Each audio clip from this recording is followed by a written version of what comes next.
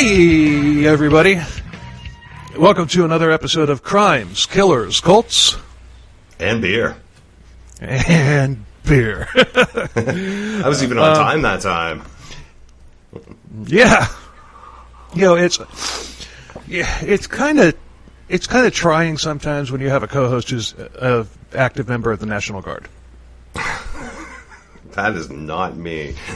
No one will harm me.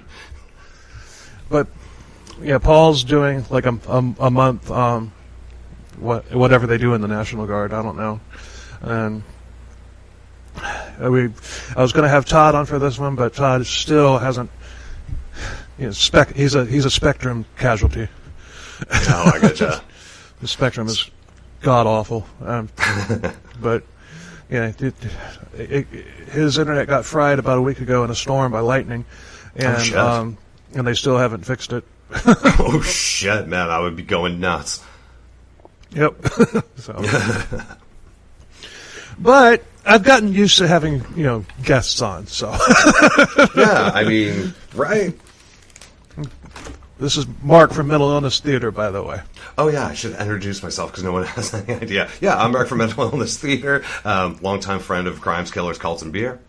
Yep. Here to cover for an episode. Yeah. And also, listeners, if you keep checking, like, around the time that this episode comes out, if you go back into the Canada binge and find the Marriotts and Melvins episode, it might have Paul on it. Or it might have Mark on it. It might. Possibly. Depends on how that works out. Because once Paul gets back, we're going to redo that one. Because, I'm from the area, and, we kind of lived through it because I lived in the, Eastern Canada during that time. And actually, I went to school with one of the Marriott. Now, he wasn't involved at the time, but, yeah, I mean, he could always get the good drugs. I remember that specifically. There's a reason for that. Yes, there was. Clayton got the good shit. And it also ties in with your insane series about the Nova Scotia Massacre, all 8 parts of it. Jesus Christ. 10 fucking hours. That one hurt my brain. I'm so over that. So glad it's done. But the real reason is I should have had Mark on that episode in the first place. And the person that I did have on, I'm not really, all that cool with anymore. I'm sorry to giggle. I just know the backstory, and it will never stop making me laugh. I'm just saying. I'm not naming any names. Right. But if someone has a podcast that sounds like just every other podcast, and they call you boring, they're fucking wrong. They're fucking wrong. Called me unoriginal. That was, like, Jesus Christ. Dude. And this was after he had just gotten busted for plagiarism. He calls me unoriginal. And a friend of mine called that podcast, like, trope true crime podcast. Because it's just what you expect. It's one guy spitting, and it's just dry, and it's the most expected thing. Bill, that you are not. So I took personal offense to that. Yeah. Yeah. So, and I haven't talked to him since. I was starting. I'm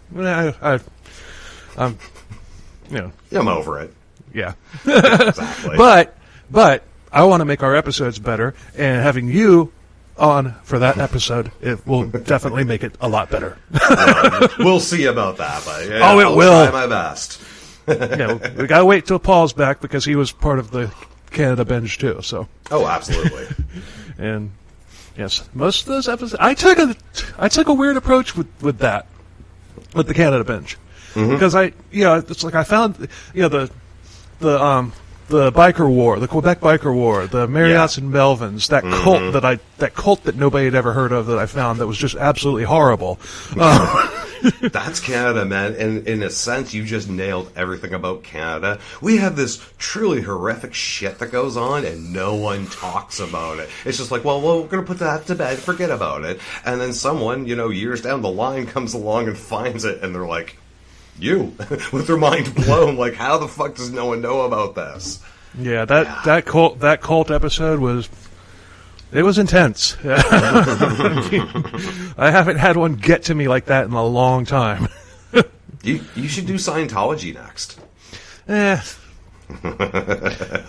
I don't want to do any multi-parts anytime soon because I still haven't recovered from that 4-part on Picton. That'll do it. And now he's dead. Yep. Mm-hmm. If the dude had just done it like 3 weeks earlier, mm-hmm. I would have been able to wrap up the Picton story completely in part 4. But no, I had to do it like that. I had to do an yeah, but I had to do an update, which apparently is unoriginal.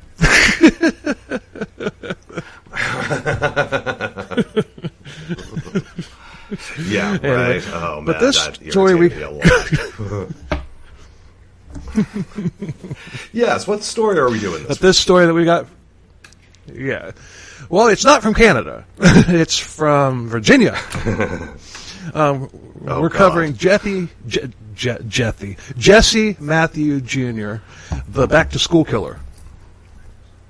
And this is one that I had never heard of him before. There's like maybe 1 or 2 podcast episodes about him out there. Mm-hmm. And I start researching it. I found a whole bunch of information on him. I'm like, yeah, we're doing this one, and it's a crazy story. Awesome. I love him crazy. Yeah, but this one, we're going to start off with some of the crimes before we actually introduce him. Just the story flows better that way. But you know what you're doing, man. So he's a serial rapist and a murderer. That's a bad combo. He committed 3 rapes that are known, but there's likely many more. And the 2 murders that he committed, as well as the 3 rapes, were done in college towns right around the time that the fall semester was about to begin. Hence the name, the back-to-school killer. Back to school. God. New students had, arriving, not really knowing the lay of the land, hadn't made friends yet. Targets. Yeah. You're used to the place. Yeah. Yeah, and it's not as mobbed as the beginning of the official school year. Mm-hmm. So. He was born December 14th, 1981. He did have a rough childhood, which contributed to his criminal activities later in life, but we'll get to that later. Mm-hmm. I'm going to tell the story as the events happen, as in the real-life timeline of the police and the media working these cases. This guy's a monster, and if he hadn't been caught, he could have easily been another Ted Bundy, meaning a nice guy who would have never been suspected of murder. Those are I hate those types so much. Like, give me a Richard Chase covered in rabbit blood, obviously mentally ill and not doing well, compared to Ted Bundy and his fucking cast trying to get you to help him. I don't like it. Yeah. But unlike Bundy, who was the subject of a TV series called The Deliberate Stranger. Mm-hmm. Why do I keep saying Jethy? I don't know. That's not even a word. It's his name now. He's now Jethy. Jethy? Okay, we'll go Jethy. He's now, just lean into it, man. Fuck it. And your name is now Jethy. Just own it.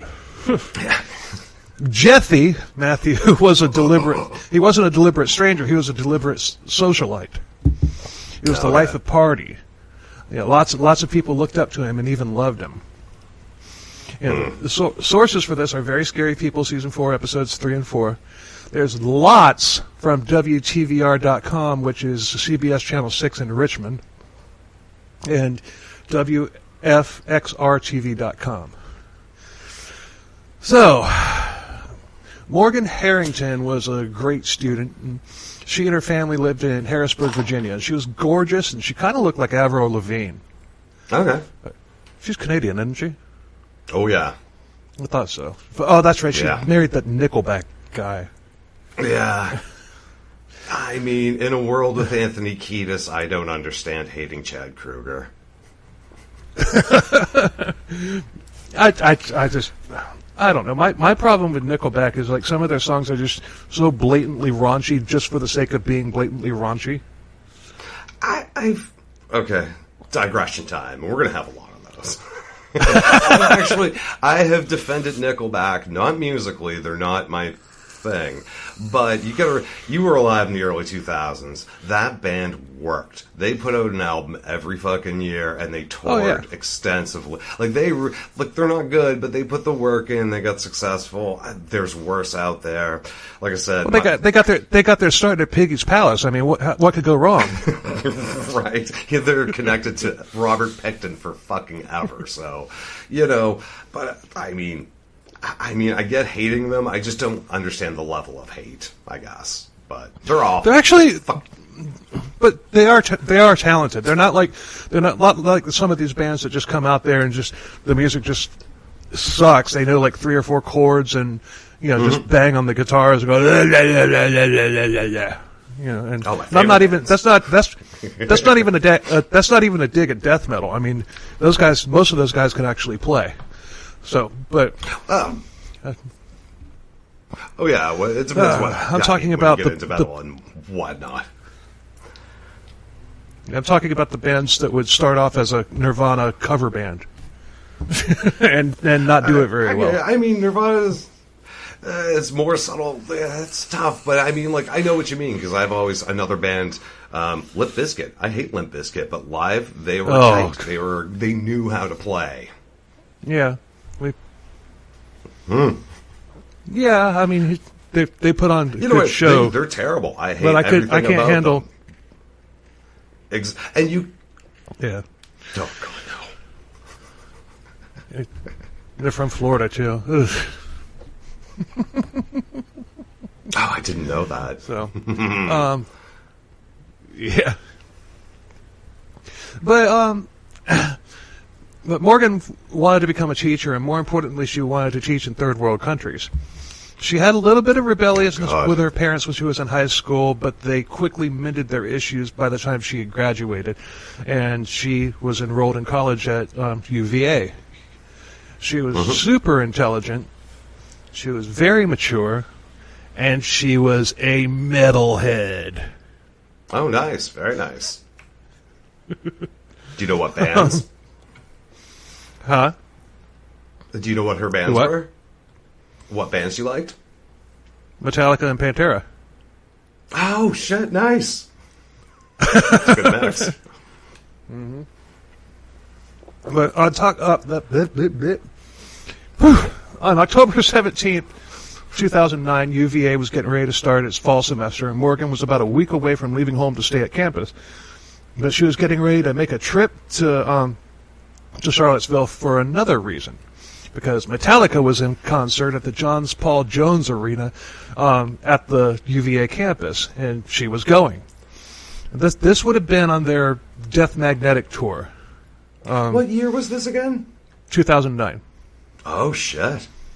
Yeah, this would have been the Death Magnetic tour, which not one of their better albums, but whatever. It was better than Saint Anger. I gave up after the Black Album when I was 13, sorry to say. But Morgan and her friends had been planning this night for months, and they were super pumped. And she walked out the door, and she said to her mother, 241, Mama.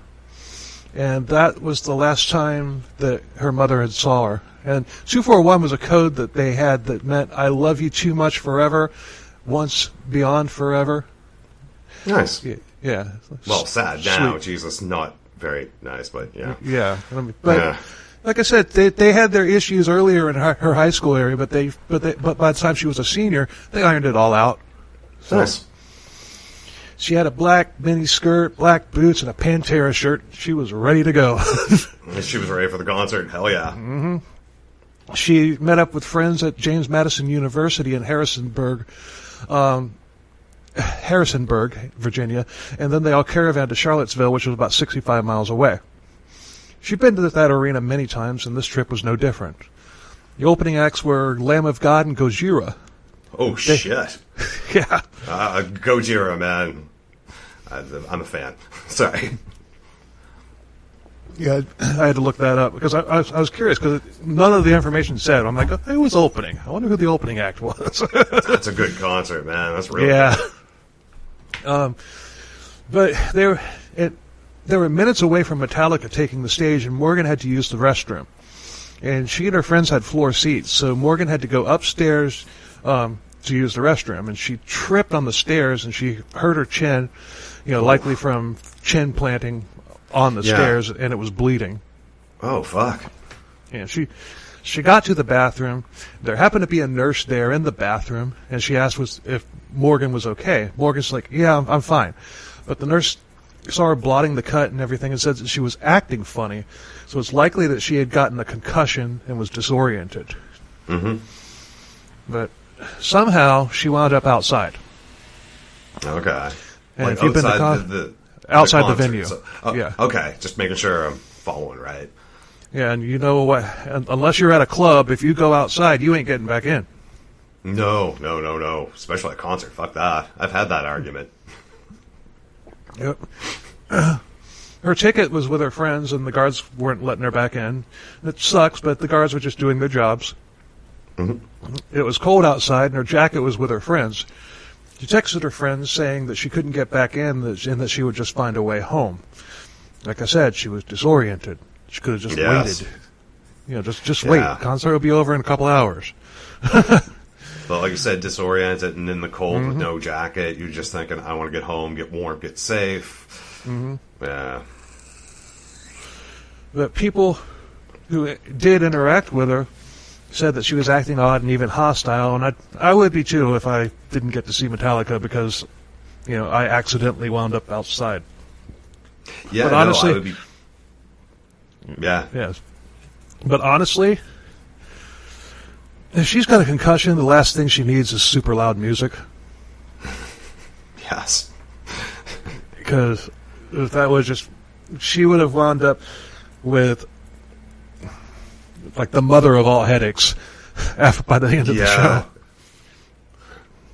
Well, I'm assuming just from the concussion, she probably was going to be rough anyway. Throw in like high decibels. Yeah, it's not going to help anything. That's for sure. Yeah. I mean, I think I've gotten a concussion from a concert before, just from the level of, yeah. I broke my hip in a mosh pit when I was 20. Oof. Oof. I haven't had anything like that. My worst was because I'm Canadian, bad. I had to go to a riot. Mm-hmm. How do you break your hip? Say that again, you kind of cut out. Oh, how do you break your hip and it's not bad? Oh, just cracked. It was just cracked. Still sounds bad. Yeah. Oh, yeah. It could. Well, my point is, it could have been a lot worse. Fair enough. But, yeah. And it hurts more now than it did back then. Well, of course. I mean, 40s will do that. Yeah. I'm 50. I love that about aging. Well, there you go. Even better. I'm looking forward to it. But she walked into the parking lot. She began hitchhiking. She was last seen on a bridge near the arena, and that bridge was near a staging area for taxi cabs, but put a knife in that. Okay. And just like that, Morgan vanished Instead of a pin? Didn't even get. Yeah, it's put a knife. This is a true crime. This is a true crime podcast. We put a knife in that. Stab it. Fuck. Yeah. I used to say put a pin in that, but I don't know. About a year ago, I switched it to put a knife in that. It fits, like you said. Considering what we're doing, yep, stick a knife in it. Oh shit. But just like that, Morgan vanished and didn't even get to see Metallica. Goddamn. Next morning, Morgan's father, Dan Harrington, got a call from the UVA police department saying that her purse had been found in the parking lot. Oh shit, that's a bad sign. Yeah, her mother, Jill, knew immediately that something bad had happened to Morgan. Yeah. And her cell phone had been found by a lacrosse field, which was across the way from the arena, and the SIM card had been taken out of the phone. Oh, shit. So it wasn't just, like, taken and thrown. They actually took the SIM card out. Yeah. Oh, fuck. Probably didn't have any fingerprints on it either. Yeah, if you're going to go through taking out the SIM card, you're going to wipe it down real good. You would think so, but yeah, that's all very bad. Those are not signs you want to see. No. Dan and Jill, her parents, they rushed to Charlottesville to the UVA PD. And search parties had been started up around the campus. The media had shown up. Morgan's parents addressed the media, and then tips began pouring in, but there was nothing, which is usually the case. Dan and Jill began relentlessly trying to find Morgan. They were staying on the media and police. They were holding their feet to the fire, and a $100,000 reward was raised through crowdfunding for information for her return. And Metallica even chipped in an additional $50,000. I bet you Lars had nothing to do with that. Actually, it was James. Of course it was. He's the decent one. Yeah. James Hetfield made a video that was put on their website and released it on their socials and everything, asking, it's like, hey, if you've got any information, come forward, please. There's $150,000 on the table if you can help. Seriously, that's pretty cool. Yeah. Yeah, it makes me... Well, you know what I mean. Like, a lot of bands would have just been like, yeah, whatever, we'll put up a reward, but to actually put a video on their website, that brings a lot of exposure. The doc that I watched actually showed the video that he made, and it was cool. I mean, James Hetfield is a stand-up guy. I mean, I like making fun of Metallica, but he's kind of like the one not to make fun of. You know what I mean? Like, oh yeah, no, James Hetfield's pretty cool. Lars gets a bad rap. Honestly, he does. It's just fun to pick on him because he's such a dweeb. He is, and another metal. Sorry, go ahead. What I love is when you go on these Facebook threads about Metallica and people saying that. Jesus Christ! I heard that. That's definitely you. Yeah, storm coming. Oh, yeah. We got some rain here too, so it's hard to tell. That scared the shit out of me. I was not expecting that. But, what the hell was I saying? You see these people on threads like trashing Lars, saying, "Oh, he sucks as a drummer." No, he doesn't. He does not suck as a drummer. Are there better drummers? Absolutely, but Lars digression too. If you'll indulge me. Okay, there's a meme going around recently where it's basically the joke is going back in time and telling Cliff Burton to switch seats with Lars. So, he dies. Yeah. Okay, I'm not making fun of Lars dying, but I'm just saying this. Had Lars Ulrich died in 1986, he would still be remembered as one of the best metal drummers around. Yeah, he would. Absolutely. He was one of the only guys who could keep up that speed. If you listen, my big thing with 80s metal is a lot of the times the drummers are struggling to keep up. Lars didn't. He was on that beat. He did it well. If he would have died in 86, then he would have been remembered as one of the really creators, but he's regressed so much since the 90s that, I mean, he's made himself he would be revered as a drummer the way Cliff Burton's revered as a bass player. I agree with that. Because at that time, like I say, he had the speed. He had some decent technique. He was a little sloppy, but for the time, he was very, very solid. It's pretty much post and Justice for All where you can really hear him digress. Like, the Black Album, he's a lot simpler. Load is a terrible piece of shit. And then all that, and he just gets worse and worse. And then there's Saint Anger, which... Ooh, get your propane tank out and beat it. Yeah. So, but yeah, that's my metal digression. If it had been Lars in 86, like you said, he would be looked at like Cliff Burton. Like, he was good and he died too young, but here he still is. Right. Yeah. So, about a month later, a Pantera shirt was found draped on a bush. And the guy called the police about it, and the police took it in, and an officer said in an interview that he believed that putting the shirt out in the open like this was the killer taunting the police and letting the family know that she was dead, but he was still out there. I mean, it's an odd place, you know. It's not where if you're trying to get rid of evidence, you don't just put it up in an obvious place. No, that was That's basically a statement. Yeah. But there was DNA in the shirt. Okay. And DNA was matched to the DNA of a brutal rape that had happened to a woman in Fairfax, Virginia back in September of 2005. Okay.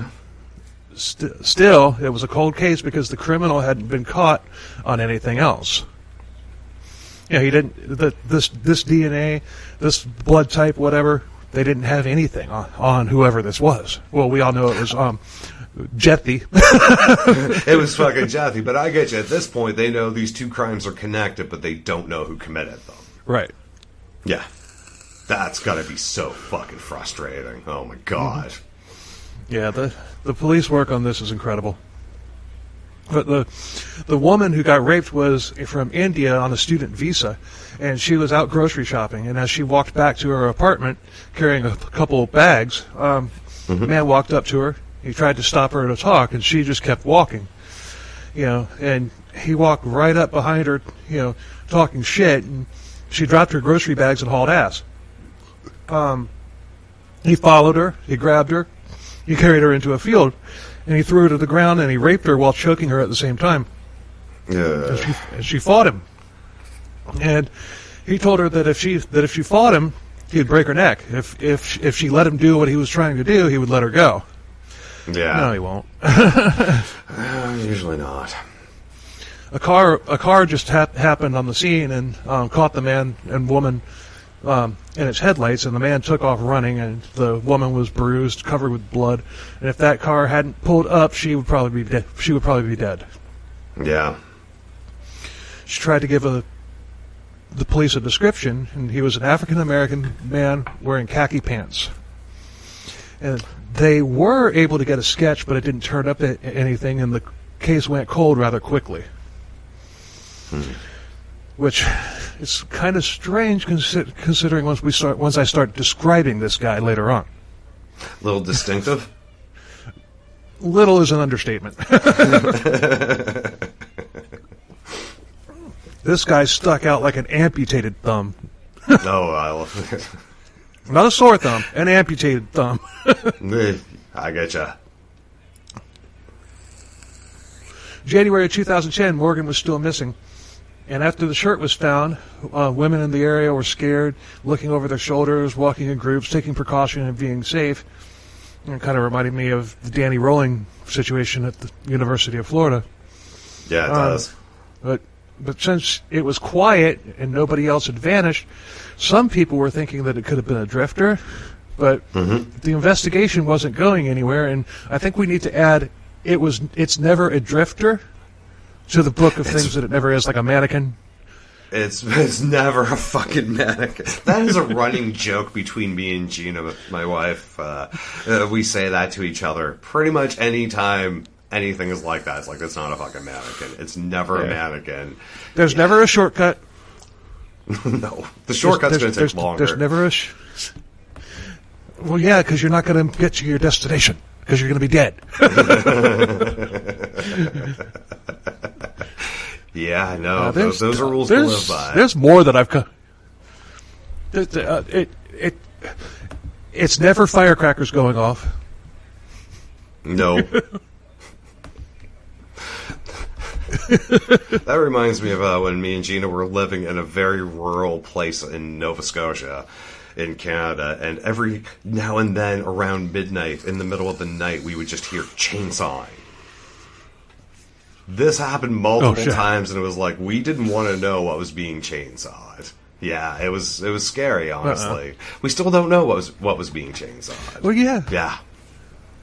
I mean, you can work in a you can work in a garage with a light on with like a handsaw or something like that, but you ain't doing anything in the dark with a chainsaw. Well, that's just it, too, and it didn't sound muffled at all. It sounded like it was in the open air. So, yeah, it didn't sound like it was in a shed. It should have been in a shed. It wasn't. It was the Marriotts and the Melvins. I mean, it could have been a lot of weird stuff goes on, man, like, that I don't want to know about. So on September 13th, 2014, Hannah Graham was starting her fall semester at University of Virginia, Charlottesville. She was a star softball player, a musician, great student, friendly. She was liked by everybody. She had a smile that would light up a room. I feel like I recognize that name for some reason. Hannah Graham. Hannah Graham? I don't know. You might think of Heather Graham, the actress. No. Maybe. Shit. Yeah, you might be onto something there. Keep going. It might make sense, or I might have just mistaken her for the actress. Yes. I found this podcast on one of the promotion Facebook pages. It's called Never Light Up a Room. I've seen that one too. I haven't actually checked it out yet, but I haven't either. Name. I love the name. Never Light Up a Room. Yeah. In that sense, I will live forever. Yeah, fuck. Damn. It's that time of year in Florida. This storm will be over in about 20 minutes. Yeah. And the sun will come right back out, making it like the inside of a fucking steamer. Oh, God, yeah. We've kind of got that here. We went from, I think it was 95 2 days ago, and today it's in the 60s, so. Jeez. And wet as hell. It's just gross, yeah. Yeah. But, yeah. Dog days of summer are here. Florida is nice and preheated and ready to go. Just like an oven. Just sitting there, steaming with heat. Oh, waiting to cook you. I was talking with Christy from Buried Motives. I've actually become really good friends with her. She lives up in Canada, somewhere on the western side. And I'm not even aware of that one. Buried Motives? You said? Yeah. They're really good. I'm gonna jot that down. Sorry. Oh, they're good. They're in my rotation that I listen to every single week. But nice. She was like joking with me one time, and she's like, you wouldn't be able to survive a winter up here. I'm like, well, you wouldn't be able to survive a summer down here. So there. Oh, I don't know, man. I think you'd be fine. Honestly, Canadian winters, I mean, they're rough, but they're only really, really, really rough for about a month and a half. There's about 45 days where it's just like there's no sun, it's bitterly cold, and it sucks all the hope out of you. But after that, it's really not that bad. Well, she lives over on the western side. You know, like closer. She's about three or four. I think she's about 3 or 4 hours away from Vancouver. Oh, so she's got the mild winter too. Because if you're in BC, it's much milder than a lot of Canada. I don't know. Well, I mean, the more inland you go, just she showed me a picture. Gets, right? She showed me a picture of the inside of her windows. Mm-hmm. There was ice forming on the inside of the windows. Oh yeah. That happens nearly every winter here. Yeah, y'all can keep that. I'll stick with my brutally hot summers down here that last forever, and yeah, I'll stick with that. I mean, it won't start cooling down here until probably the middle of October. And even then, we're talking about. That's what would kill me with Florida heat is that we get heat here, but in the same way, it's only a month and a half where it's totally terrible. It'll get into the 90s in Canada for a month and a half straight, but then it stops. It's not like you said in October being why is the sun still trying to kill me? What is happening? July and August, we're not even to the hottest time of year yet. July and August are our two hottest months. Oh, yeah, no, I mentioned the running joke about it's never a mannequin with Gina. Another one we have is imagine being hungover in Miami in the summer. Anywhere in Florida. and I know all about it. Yeah, we just rewatched Dexter, and there's one scene in particular where there's a very hungover character, and it's obviously very hot, and they show it very well, and it's like you can feel that scene, you can feel that man's pain. Mm-hmm. It seems awful. Oh yeah. Oh yeah. But anyway, hashtag. But I digress. The big digress. Yeah. But that night, September 13th, 2014, she got all dolled up. She was ready to go out and eat. And she was going to go out on the town and party.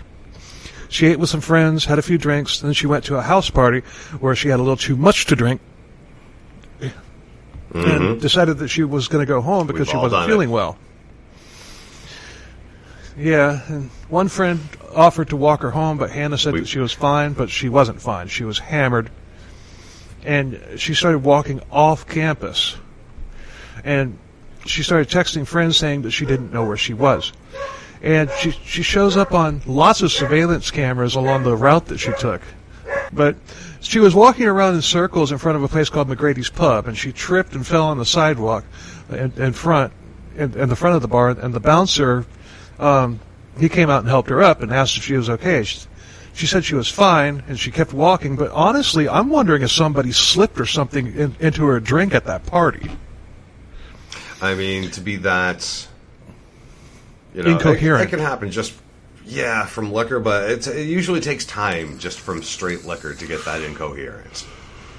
I really do think that somebody slipped something in her drink, but that's just my. That wasn't mentioned anywhere. That's just my thought. That's just the way it was described, how she was walking and stuff, and you could even see her on some and the doc. You could see her on some of these camera footage. You could see the reels. Oh, okay. And she didn't know where she was, and it's just somebody roofied her, I think.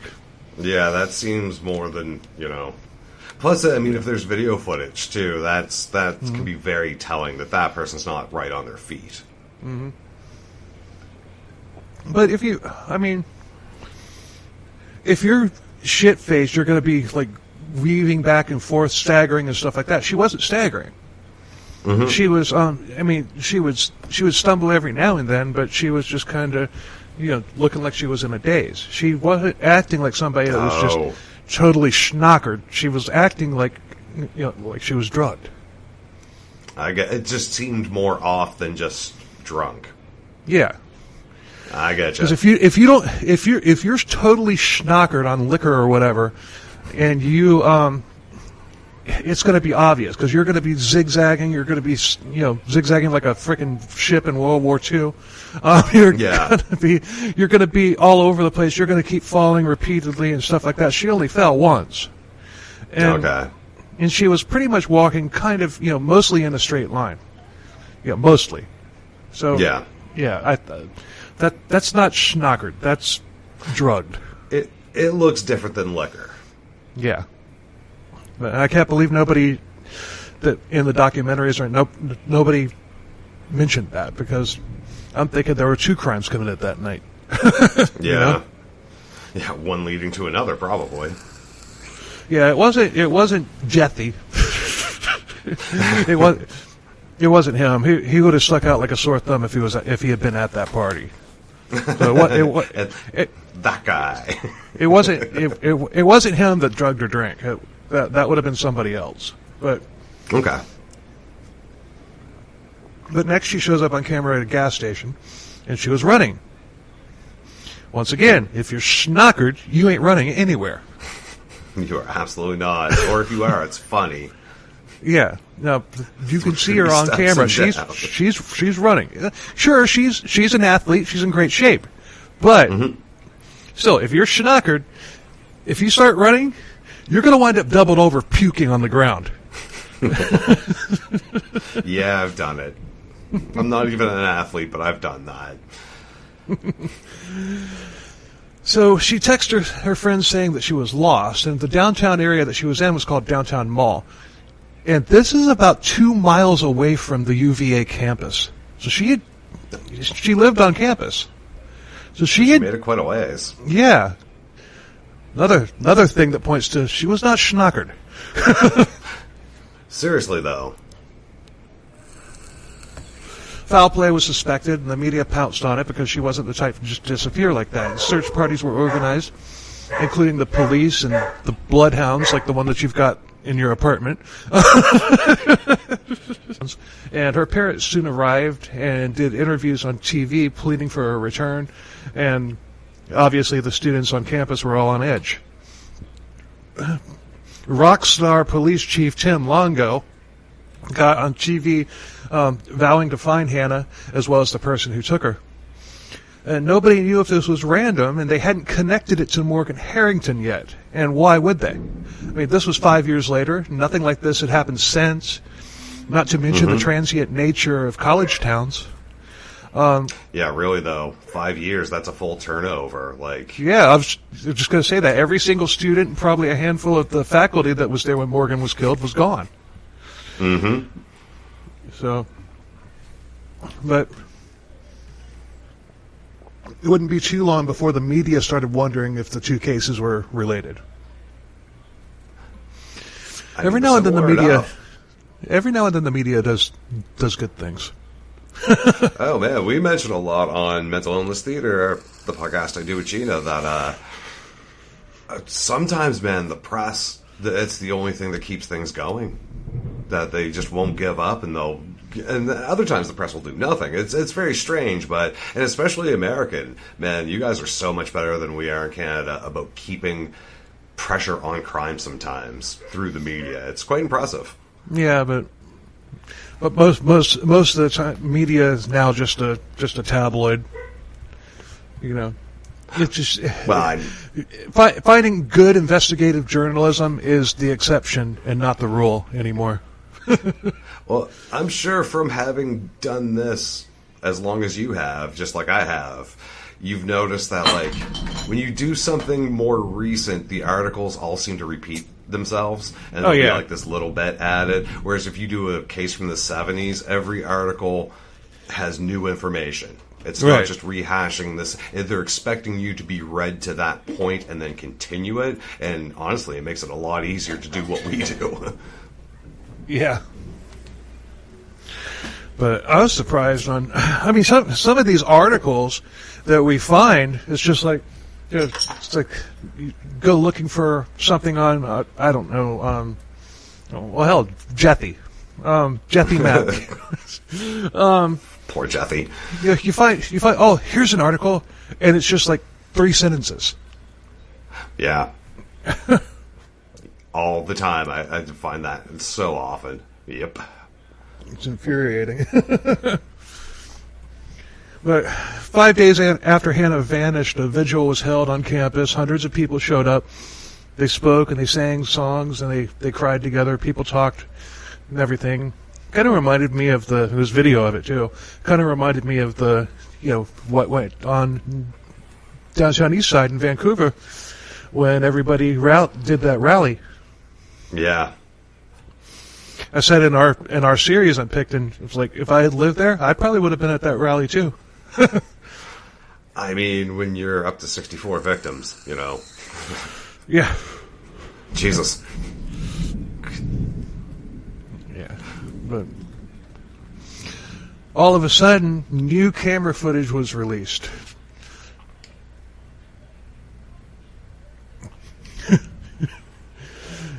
It showed a man following Hannah as she walked through the city. Oh, shit. It was a black man with long dreadlocks and a white suit, and she was stalking Hannah.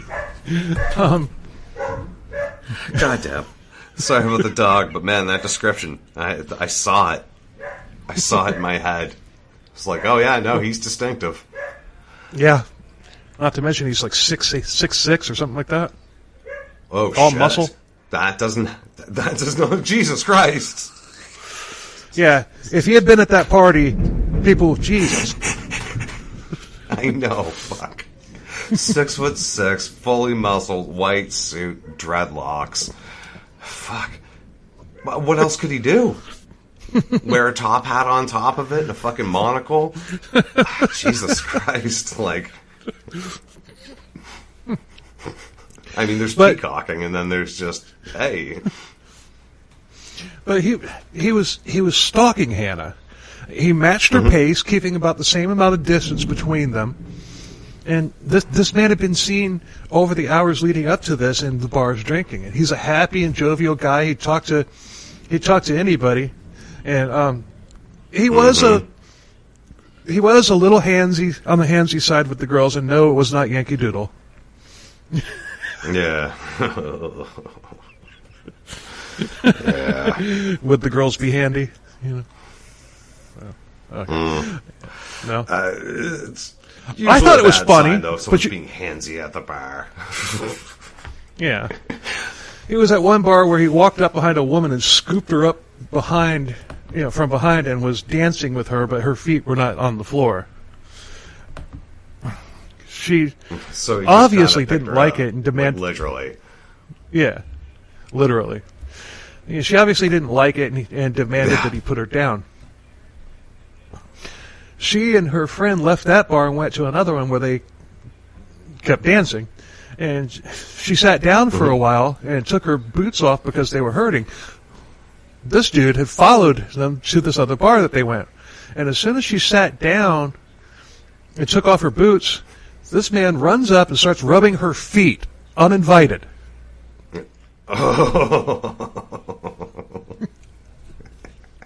Okay, that's worse than being a little handsy. Yeah. She freaked out and told... Yeah, that's the... Well, scooping her up... They both crossed the line. Scooping her up from behind like that, Yeah. And then coming up and rubbing... But rubbing the feet is like... that's like... That is an invasion of privacy. Well, I guess scooping up from behind is too. Yeah. It's a bigger one, seems though, like, I agree. Yeah, it just seems like that's more of a violation when you just grab this woman's bare feet and start rubbing them. That's that's borderline sexual assault. I don't like it in any way. I know that. No. Nope. I would have hated to have been that girl's boyfriend, though. I'm getting beat up tonight is what's happening. I'm getting my ass kicked. Taking one for the team. All right. Love you, baby. Call the fucking ambulance. Doing this. Yeah, I'm going to need one real quick after. This is going to be quick and fucking brutal. Woo! Oh, he was a defensive lineman in college football, too. Even fucking better. I mean, some guys could be big and not athletic, but great. No, he's been trained to fucking run through people. Awesome. That's exactly what I want to deal with. Yeah. Fuck. Yep. Honey, aren't you going to do anything about this? Nope. Nope. Enjoy the foot massage, honey. People pay good money for that. Yeah. I think it just hit me, but it's over. Bye. Yeah. Fuck. I'm single again. Oh, God, yeah. I've honestly only ever had that once.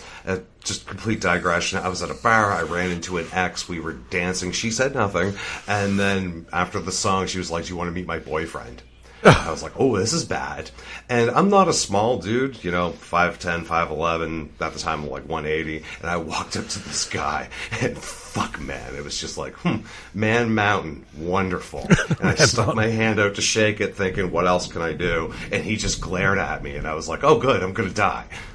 Fuck. And I would have been like, she wanted me to meet you. Sir? I didn't say anything. Like I said, I stuck my hand out. He glared at me, and I was like, all right, see you later. And I avoided her for the rest of the night, and he let me live. So I was very happy with that outcome. Yeah, that's a good outcome. Oh, I was fine with it, because he was best. Luckily, this girl didn't have a boyfriend with her. I mean, I didn't know. But anyway, that quick digression about very large, scary people. But, yeah, she obviously freaked out, and then the man told her that any woman who takes care of her feet takes care of everything else, whatever the fuck that means. I've been a little sick lately, and that actually rolled my stomach. Oh, fuck. I don't know. What does that even mean? I It's gross. You know it's going to be gross and sexual. Well, yeah, he's obviously sizing her up because he plans on raping her. Oh, fuck. And he knows it's clean, so... But I need to take a shower now. Fuck. The bar employees told the man to leave, and he did. And as he did, he was saying hi to everybody he encountered. And this is when he fixated on Hannah. Mm-hmm. He finally, after stalking her, I guess sizing her up, making sure that nobody was going to join her, he finally walked up next to her, put his arm around her like he knew her. Mm-hmm. Another woman was watching Hannah, watching him stalk Hannah, and she runs up. She's like, "You don't even know her." And I like that girl. Yeah, I do too. But the man just looked at her and said, "Hush." Yeah. That's not nefarious. No, not at all. But what are you supposed to do against 6'6" Man Mountain too, right? Like, yeah. Yeah. So they went. The two of them, the man and Hannah, walked into a bar, and he orders 2 drinks, one for her, one for him. And the person who had confronted him followed them into a bar, and she's watching. And another woman reportedly said, "He's going to fuck her up tonight." Oh, you said ominous before. That's the most ominous. When a stranger's just like, "Oh yeah, this is a bad situation." Yeah, but nobody called the police. Nobody reported it. I get it too, though. You're dealing with people in their 20s out drinking. I remember being that age and just not wanting to deal with things. Yeah, but if I'm looking at this tiny woman with this huge hulk of a man who just kind of randomly walked up and just like, "Hey," out of the blue, and it bugs me to the point to where I walk up and say, "Hey, you don't even know her. Leave her the fuck alone." Say something. Bar staff involved. You know what I mean? Like, I can see not wanting to call the cops, I guess is what I'm saying. But yeah, you should definitely be going to staff and being like, because this is in the bar, right? Mm-hmm. Well, they met on the street. They met on the street, then they went into a bar. Okay, so they're in a bar, there's staff and whatnot. This is definitely one of those, like, yeah, I get it if you don't want to call the police, but go to a staff member and be like, "Yeah, this is a bad situation. I think this woman is in danger from this dude." Yeah. To notice it and not do anything is kind of, But one more person saw Hannah alive and watched the two of them get into a car together as he was walking by. And as he was walking by, he heard Hannah say, "What? You sure this car isn't stolen?" Just. But she got in the car anyway. Just, No, they just. I got a hot little woman. No problem. Get in there with me. Yeah. But by this time, this is all fine. By this time, she probably was schnockered. Yeah, but I don't like this guy.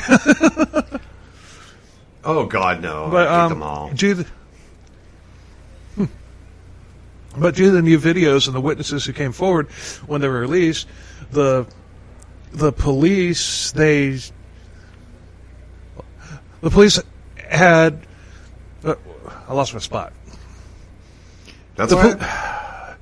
The police had a person of interest, Jesse Matthew Jr. Oh, so they got the right guy. Yeah.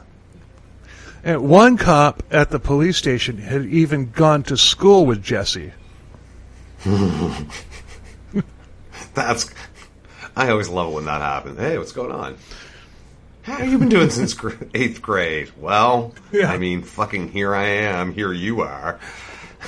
Not great.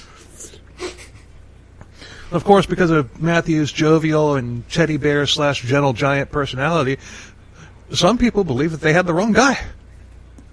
I mean, you obviously didn't see him like rubbing this woman's feet. Yeah, that would have done it for me. I would have been like, "Yeah, no, I get it. He's nice and he can hold the conversation." But did you see him with her feet? And her saying, "Get the fuck off of me, creep." Oh man, yeah, I don't like him either. Now, he was very tall, well-built, played football at Liberty University, but he didn't stay there very long because he was accused of raping a woman. Liberty is a strict... Yeah, Liberty's a strict Christian school university that was started by Jerry Falwell. Oh, Jesus Christ! Oh.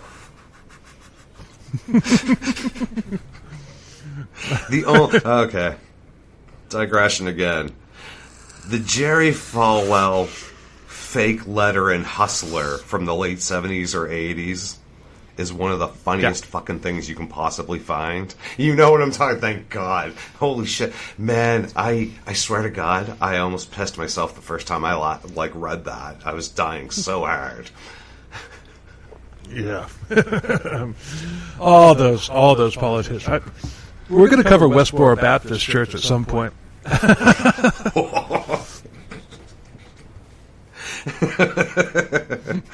they're just why, man? Why? Fuck. But the woman didn't press charges, but he did leave Liberty. And the date of the accusation? October 17th, 2002, right around fall semester. Okay. But, I mean, he was enrolled there, but still, he still knew the schedules.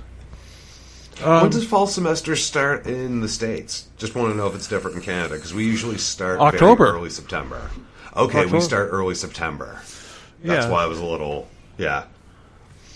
But at the same time, I mean, anytime during that time frame, even when it has started, you know, if you're doing what you're doing, like in the beginning of it, you still got people that don't know the layout, don't know the lay of the land, don't know where safe places are and stuff like that. You still got that, even if everybody that's going to be there is there, you know. Oh yeah, it takes a while to figure out those places, and you know the campus itself. Yeah, but we're going to talk about some of these disappearances, and we're going to highlight the dates. Okay. He then went to Christopher Newport University in Newport News, Virginia, and the same thing happened there. And he bounced and nothing happened to him, and the woman was never identified. This was late September of 2003. But earlier that year, September 7th, which is my birthday, 31-year-old Sophie Rivera disappeared. Mm-hmm. She was never found. She was 5'4", 105 pounds. So that's quite a bit different than, what was he, 6'6", something? Yeah, but all of his victims were tiny. You know. Yeah. Okay. But still, I mean, it's just. But this one, she's 31. She's considerably older than his victim, but still, it's just, you know, he was there within a week or two of, you know. I mean, that rape was late in September. This was September 7th. Yeah, so. The right time. Mm-hmm. Jesse went back to Charlottesville feeling bulletproof, and he got a job. And take a guess what that job was. Jesus. Is it going to make sense, or is this just like, oh my God? It's going to make sense. Think back to Morgan. Think back to when Morgan disappeared. I don't really know. Cab driver. Cab driver. God damn it! You did put that out there, and I completely missed it. Shit! So now he's got a cab. Yeah, and she disappeared. You know, she was like last seen near a staging area for taxi cabs. Yeah. Which makes it so much easier too. Yeah. Yeah. God. But he had been a cab driver since 2007, and yeah, and at that point, he bounced. Nobody knew where he was after Hannah disappeared. So that's kind of his thing too. Do an attack and then just kind of leave the area. But this is so weird. What's coming up next? It's important to talk about Jesse in the context that he was literally ruled by a bright side and a dark side. His friends called him the Godfather. He would drop everything he was doing to help out a friend or even a stranger. he would watch his friends' kids for free when they went to work or to run errands. You know, he was such a good guy that people would entrust them with their children. You know, doesn't say anything about their teenage daughters. But well, yeah, I would avoid that, seeing how this turns out. But, I mean, maybe he is fine with kids. I mean, I say this one a lot. Actually, I'm not going to say it. But, I mean, people can have different sides. That's all I'm saying. You know, you're still kind of sexually assaulty and a little too murdery for me, but... Yeah, but this type of predator is literally the scariest because, you know, like BTK was a dweeb with a god complex, and while not a lot of people liked him, nobody had pegged him as a serial killer, but when it was revealed that he was, nobody was really surprised, except for his family and some people at his church, although, as we said in one of our unoriginal updates, his daughter recently discovered... His daughter recently discovered that he had molested her as a toddler, and... Oh, God, that makes sense, though, with him. Yeah, it does. But Jesse was a real-life Jekyll and Hyde. So he's got the two sides, of what? like... So he's got the two sides, Jekyll and just Hyde? depends which side's coming. Yeah.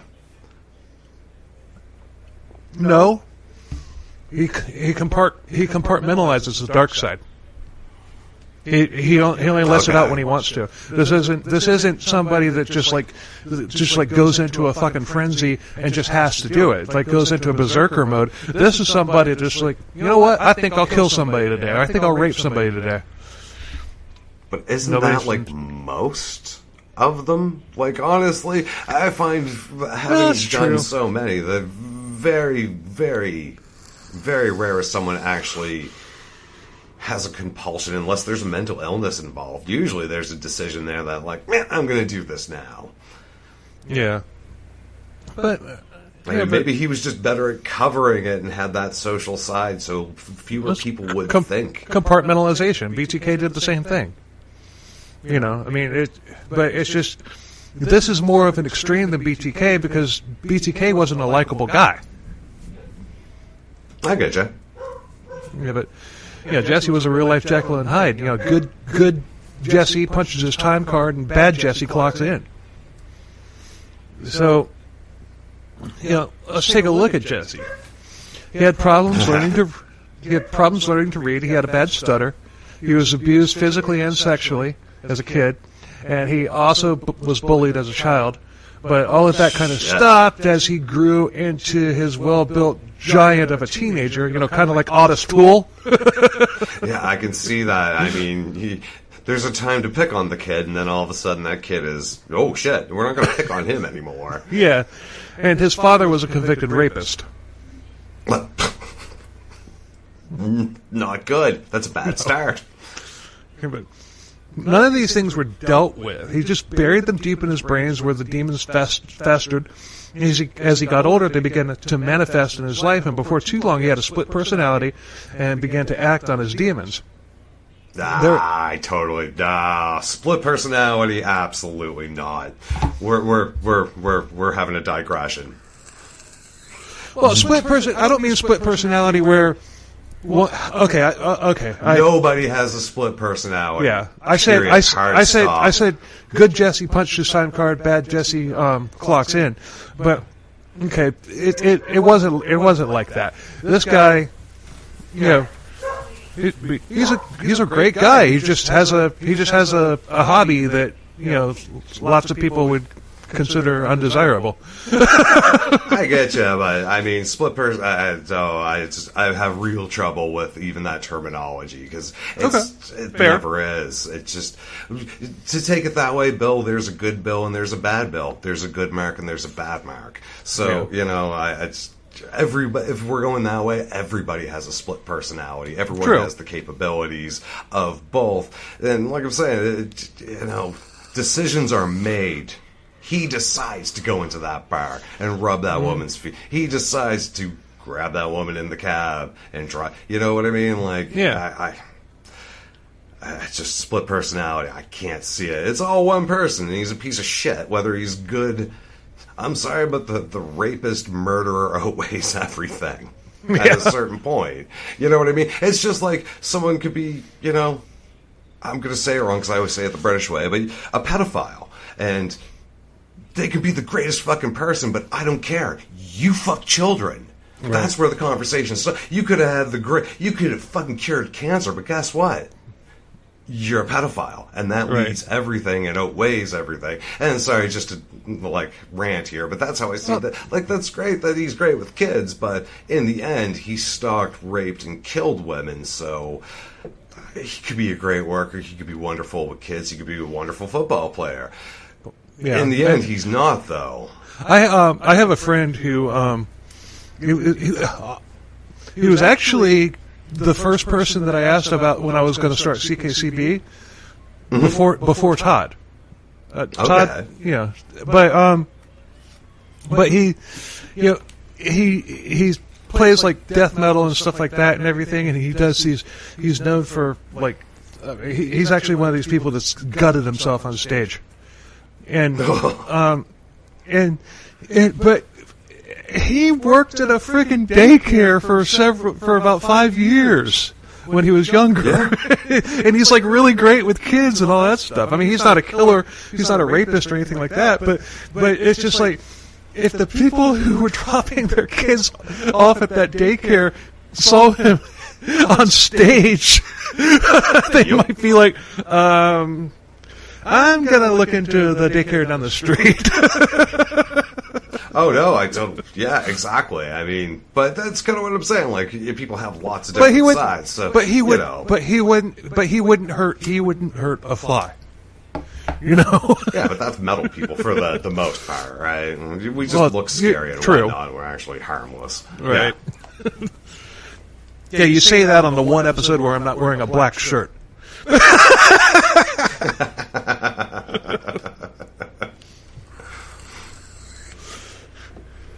I think it's the only shirt that I have that's not black. No, I've got a gray one too. I have a gray shirt too. All the rest are black. I know what you mean, though. Like, I know all my non-black shirts specifically because it's like, yeah, those are the simple ones. They're not like everyone else. Yeah. This was probably the most comfortable shirt that I own. But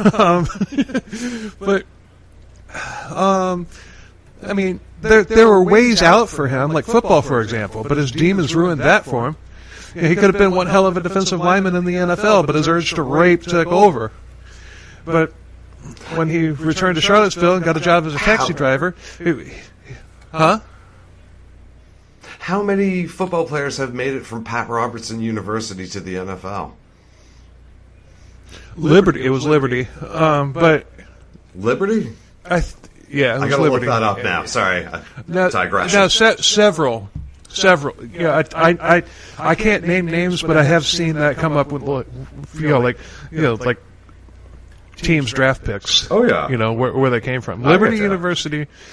I mean, it's not like a breeding ground like say Alabama or LSU or Florida State or University of Florida or whatever. It's not like nothing like that. But I get you.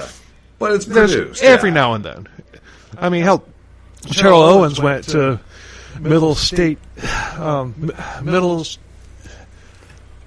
a really small college in Chattanooga. I can't remember the name. One of my favorites, Middle Tennessee State University. Cheryl Owens. Jerome Pathon, who played for the Saints, played for fucking Saint FX in Antigonish, Nova Scotia. So go figure, right? Yeah. But no, shit. Anyway. But he got a job as the cab driver, but he was also an assistant coach for a high school football team where he was very good with the kids on the team. Well, there you go. Yeah. But in the years between the rape in 2005, where he was scared off, and Morgan Harrington in 2009, he was never charged with anything. Oh, he was never charged with anything, period. Whether he did attack others in that time, only he and the victims, if there are any, know for sure. But on October 10th, 2009, 23-year-old Cassandra Morton disappeared from a Lynchburg, Virginia neighborhood. This was 7 days before Morgan Harrison disappeared. You know what else is in you know, You almost had it. I haven't gotten this. I think this is the first time I've gotten tongue-tied in this episode. No, I think I did it once before, but still, that's only 2.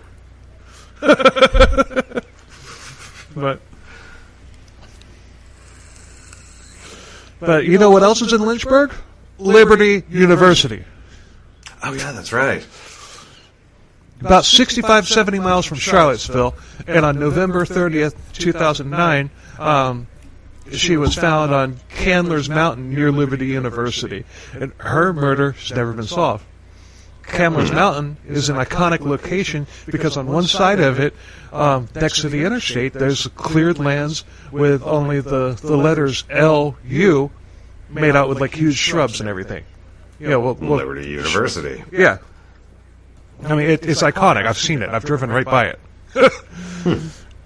On WFTR.com, there's an article that lists lots of the missing women's details. I mean, Jessie was known to have been near the areas where they went missing at the time that they went missing.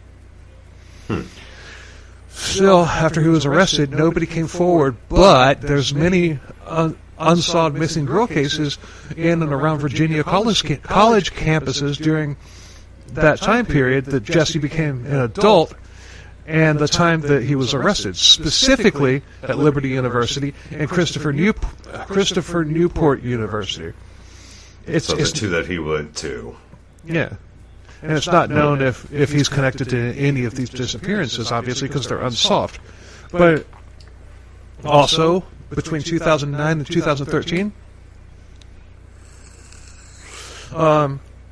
Harrington, when Harrington and Graham disappeared, or Jessie was in a relationship which ended in September of 2013.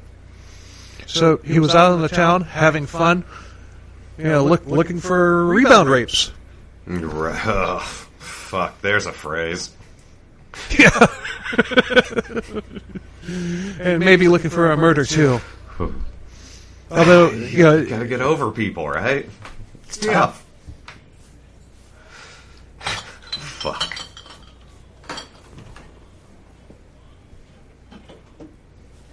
Matthew, Jessica, and I, on our last episode, came up with a replacement for the Peeping Tom, because Peeping Tom just sounds so cute and innocent.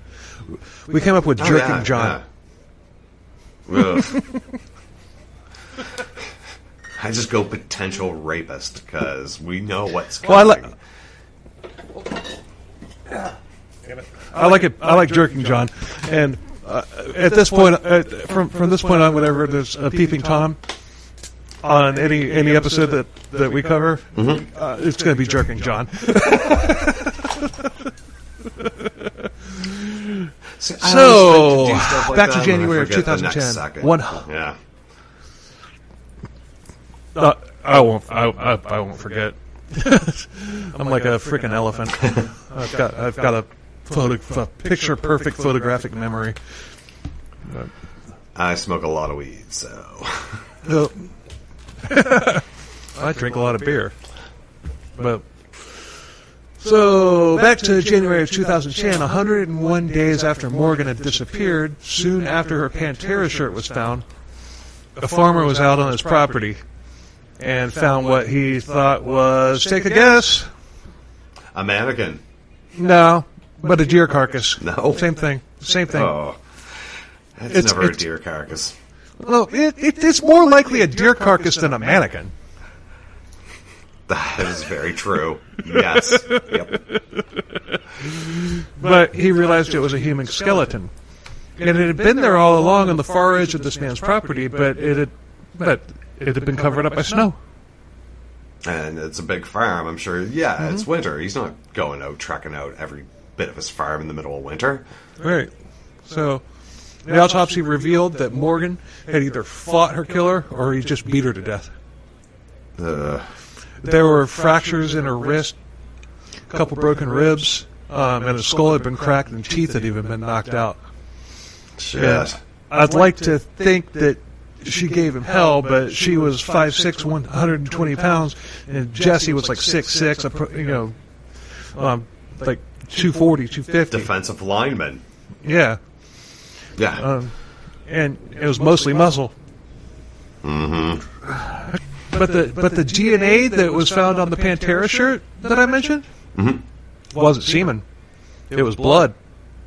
And it was Jesse's blood. It wasn't Morgan's blood. It was Jesse's blood. So she did put up a fight. She did fight his stupid ass. She hurt him. Yeah, and you mentioned too, this is beating, so he didn't have any, like, he's not stabbing, he doesn't have a knife where he could potentially cut himself. It's pretty hard to cut. I mean, you kind of bet you can rack up your knuckles, but it's not the same, right? Like, that makes it sound like she put up. Yeah, it's not like when you're stabbing somebody, you hit their sternum and your hand slides down the blade. Sounds like you're talking from experience, Bill. I am. On a case that we covered. David Carpenter, the trail size killer.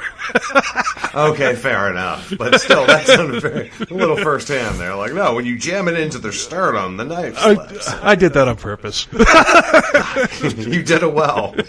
But no, I mean, it's true. Lots of times with the stabbing, with all the blood and the frenzy, the stabber themselves gets cut. It's a lot more difficult when you're swinging. Just fists. Right. Yeah. Well, good for her for putting up a fight and drawing blood. Absolutely. So now back to 2000, but he still hasn't been arrested. They don't have his blood type. They don't have his DNA. They've got nothing. So, back to 2014. Jesse had been listed as a person of interest, and like I said earlier, he had bounced. None of his friends or family knew where he was, but a week later, out of the blue, he just walks into the police station and asks for a lawyer. He was... I'm sorry, I just did not see that coming. I didn't either. I was just like, I was like writing the notes. I got to that part, I was like, are you fucking kidding me? Fuck. He just walked in. It's like, yeah, you're looking for me? Fuck. Yes? He wasn't even under arrest at that point. He just walked in and he said, I'm Jesse Matthew and I want a lawyer. God damn. So he was given one. And they went, this lawyer went, yeah, here you go. They went into a room together, and when they came out, what do you think the attorney said? Take a guess. I don't really know. I have no idea what they're going to work with here. Wasn't me. He said, my client doesn't have anything to say, and he and Jesse left the police station. I mean, that sounds like a proper lawyer. So the police... the police followed him when he left, and why wouldn't they? I mean, you basically just told the police without telling the police that you were guilty. Like, seriously, like, look at it from their perspective. This man they were looking for just walked into the police station after he had bounced for a week. Exactly. Identified himself, said, I want a lawyer. The lawyer said, my client has nothing to say, and walked out. That's very, very, very odd. Suspicious. Like, you don't have to be a very good police officer to be like, follow him. Right. So, but get this. Jesse jumped into his car and sped off, driving recklessly, breaking the speed limit. So he was pulled over and arrested for reckless driving. Well, I mean, what are you doing? What are you doing, man? I know. It's just like, you just set up the bat signal, but instead of the Batman logo, it says, I'm a killer, or I'm a rapist. Yeah, pretty much. Like, that is some dumb behavior. That is impressively dumb. That could be the dumbest I've heard, honestly. I know, that's what I was thinking too. It's just like, God damn, it's just, that's like up there with BTK and the floppy disk. You can't trace this, can you? No, man, it's fucking fine. Are you serious? This fucking wiener human is just, he sent the floppy disk, fucking hell. It's good. It's gold. This is one of the most fascinating cases that I've ever done. Just because of just with all the mystery and everything leading up to it. Like in the beginning, followed by the utter stupidity of this guy. Yeah, seriously though. But with Jesse in custody, police obtained a search warrant for his apartment. Lots of items were seized, and they were obviously going to run DNA. Jesse posted bail, but the police tailed him. One night, they watched as he left a family member's house, and Jesse was able to shake him, and the police had lost him. At that point, an arrest warrant was issued for Jesse, but he had bounced yet again. Part of the reason why the sketch that was made back in 2005 wasn't producing any tips was because at the time Jesse had very short hair. Now he had long dreadlocks, but somebody put a sketch of Jesse side by side with the current mugshot, and the face was the same. It's just like, got him. This is him. Just it blows my mind how these sketch artists can just, can draw the guy with just based on, somebody just seeing the guy for, under duress or just for a second, minute or two. Yeah. Mm-hmm. When I was at CrimeCon last year, they had this guy set up, and what he had done was, I don't know exactly how they got this description, but somehow they had gotten a description of the of somebody, that maybe somebody had a picture in their phone of somebody that they knew, and they described the picture, and they're like, come back in a couple hours, and when they came back, they had made a clay sculpture that looked just like the fucking picture. Oh, Jesus. And they hadn't even seen the picture. Yeah, holy shit. They hadn't even seen the picture. They were going off of a description, by some random person. And it's just like, holy shit! Yeah, I know. Sometimes they're incredibly good, and then sometimes you just wonder, like, have you ever drawn before? Because, like the description. Yeah, I mentioned David Carpenter, the Trailside Killer, earlier. Like the first sketch that came out of him, he looked just like Kylo Ren from the Star Wars sequels. That is not what he looked like. No. But that's a crazy case too. You might want to look into it. David Carpenter, Trailside Killer. Yeah, I've looked into him. Have you guys put that one out yet? Yeah, that was like last year. How long ago? Okay, last year. I probably listened to it then because it rings a bell.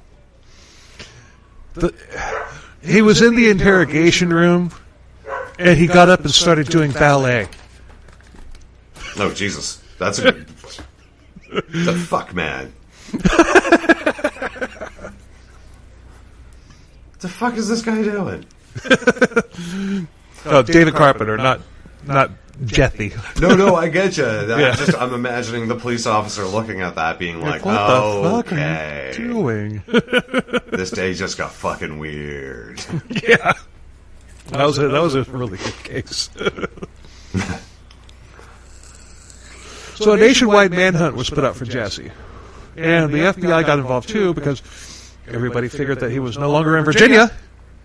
I mean... and that makes sense. You would assume you run from Virginia. You can get to a lot of places from Virginia, man. Like, it's central. Oh, yeah.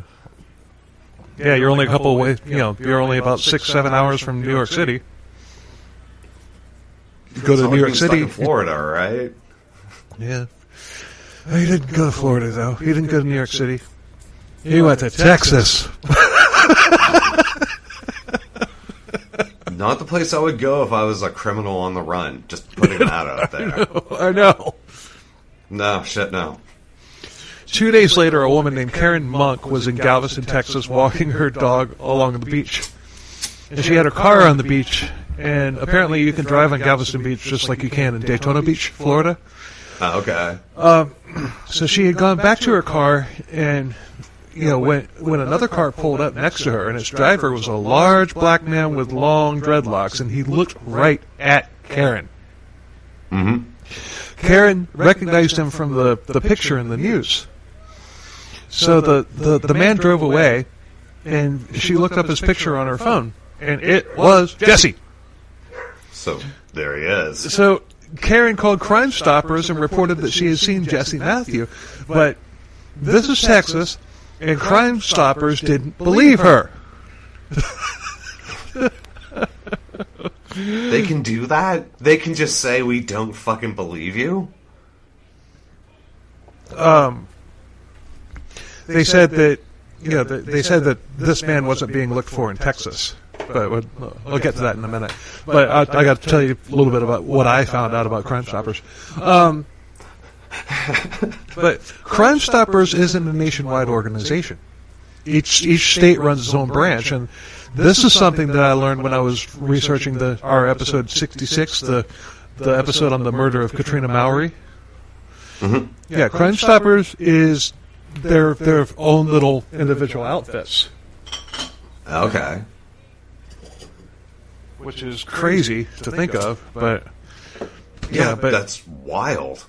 Yeah, like for example, I called up Crime Stoppers in Orlando, and just because with that case it's like, okay, Dallas. Well, that case gave birth to Dick Darwin, and if you're familiar with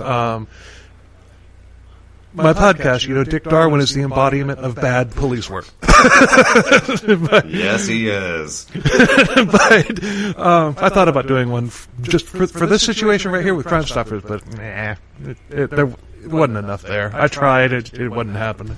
But that's not quite police, right? It's just outside. Yeah, it's not. Yeah, but I called up, because I was pretty deeply involved with that case during that time, and so I called up Crime Stoppers here in Orlando, and they flat out told me, it's just like, well, it's state to state Crime Stoppers. So I was like, whoa, that's weird. Good to know. Yeah. So Crime Stoppers said that this man wasn't being looked for in Texas, and Karen said, yes, he is. He's here. He was looking at me. That reminded me of that scene in Ghostbusters where it's like, is he there? Yes, he is. Yes, Egon, he is there. He is looking at me. That's what that reminded me of.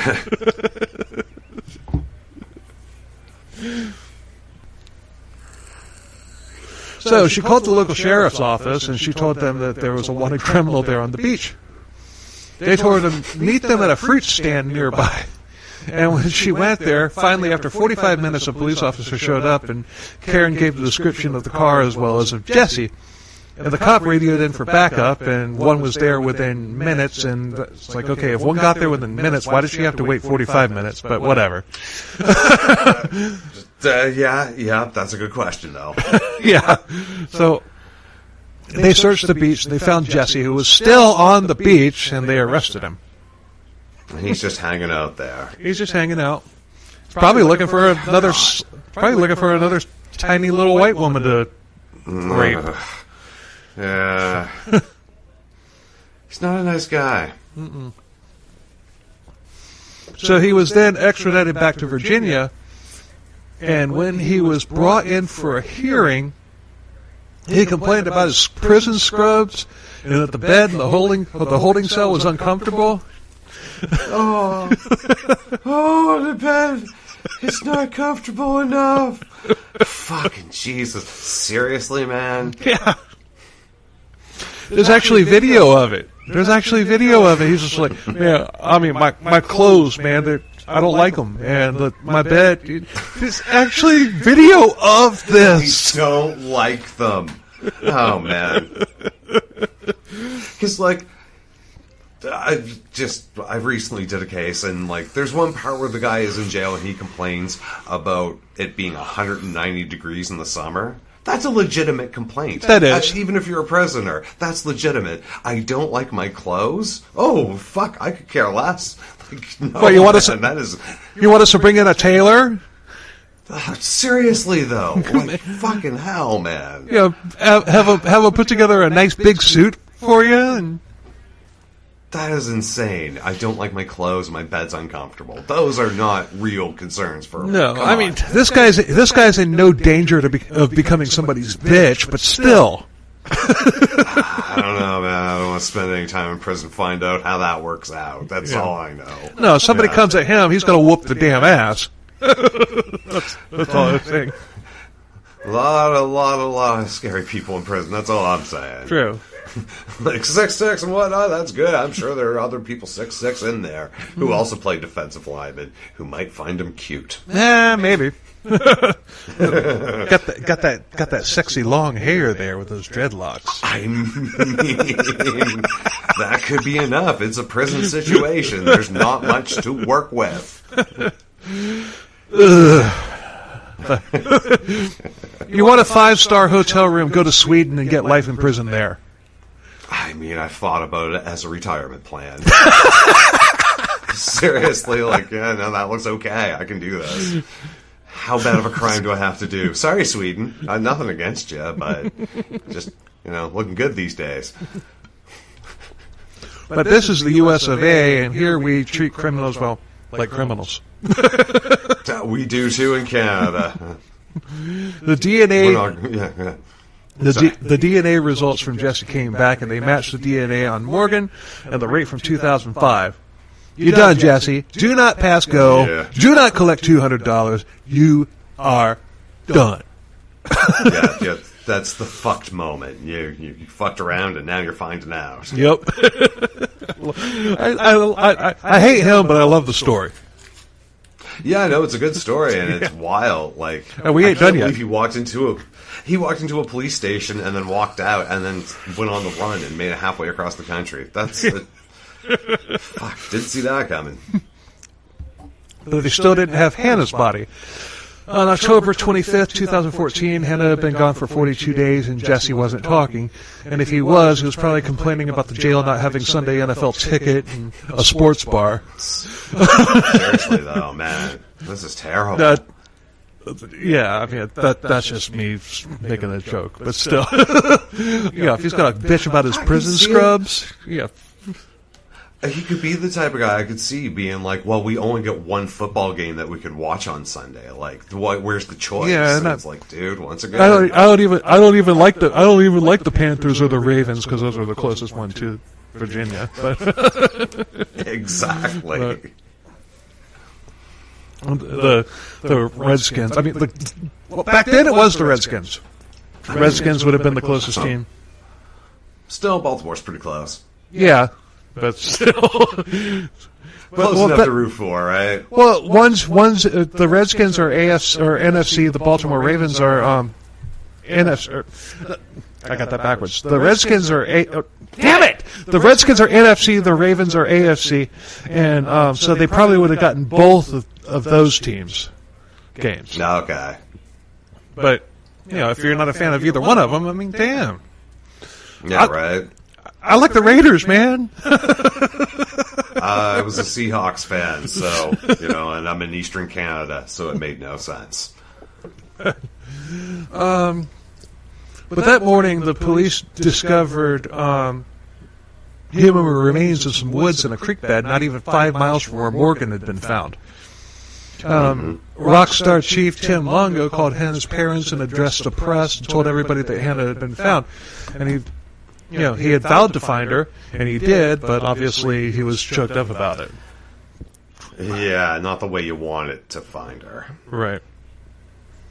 Hannah had the same types of signs of defensive wounds, and she had apparently fought Jesse as well, but that's just what they said. I mean, there's no DNA on anything like there was with Morgan. Yeah. So it's just I hate to be an ass like this, but I think with Hannah it was just kind of like hopeful thinking, Yeah. like kind of like the, in our Gertrude Baniszewski episode, I kind of like made it out like that it was embellishment, but I kind of made out like Sylvia was defiant like Gertrude Yeah. never broke her. And I want that to be truth. I want that to be the truth, but it probably isn't. You know? Yeah. It's probably the Oh, same. yeah. Probably the same thing here, unfortunately. But next up was Jesse's trial. They proceeded, but they tried the rape case in Fairfax from 2005 first. They found the victim, and she agreed to testify. Remember, I said that she was an exchange student from, or she was on a student visa from India. Yep. So, in June of 2015, the trial was underway, and he, of course, pled not guilty. They had a witness. They had DNA. You know, the witness is the guy that drove up in the car. He agreed to testify. Okay. But if the victim didn't show up, he and his attorney figured that he likely had a shot. And you remember, this woman's from India. And she had gone back to India a long time ago. So if he could get cleared of this rape, maybe he could beat the murder charges as well. Mm-hmm. That was their strategy. But she did show up. Good. It was likely explained to her that if she could help get Jesse convicted on her case, that 2 other women who weren't able to testify could get justice. Yeah. So as Jesse was being led into court, he intentionally brushed up against Dan Harrington, and he looked down at Dan and Jill. And Jill locked eyes with him, and she didn't look away. Good. He had to break eye contact from her as the guards moved him along. That's a boss move from Jill there. Yeah, it is. Speaking Stare of me down, I'll stare you down, motherfucker. yeah, you killed my daughter, you piece of shit. But Yeah. speaking of a boss move, the victim in this case, she took the stand like a boss. She very boldly described every second of the rape, and even showed in court some of the positions that Jesse had her in during the attack. She had gotten contusions on her face. I hate it. Yeah, but she's a badass bitch, though. Still, just the thought of that and having to do that, that bothers me. Sorry. Oh, it bothers me too, but I'm glad she did it. Yeah. But she had gotten contusions on her face as well as broken ribs. If the man in the car hadn't arrived when he did, she would have been dead too. And he also testified. The prosecution rested, and now it was the defense's turn. But the defense wasn't prepared for this woman to show up from India. They asked for a recess, and it was granted. 2 days later, Jesse gave an Alford plea, which means that he's not admitting guilt, but he acknowledged that there was enough evidence there to convict him. It didn't matter. It didn't matter. He was still convicted and sentenced to life without parole. 1 down, 2 to go. Mm-hmm. Good. Obviously, the most famous case of Alford plea is obviously the West Memphis 3, and that's something that we're going to cover at some point. That's when I feel like doing a 6-part episode. Oh, that's one I will never touch. Oh my god, it's just so much. It's too much. I'm going to because I don't know. I don't know.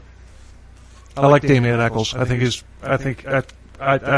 the case. I like him, and I'm going to tell it. Oh, it's fascinating. Mm-hmm. It's a tough one, though. It is.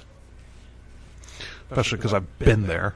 I've been to the exact truck stop where that blue beacon is. I've been there. Yeah. That's not a place that you want to park for the night. I'll just say that. Yeah. And I've never parked there for the night. But I have fueled there, and you were panhandled by, in the 10 minutes it takes you to fuel one of those trucks, you will be panhandled by at least 5 people. Oh, shit.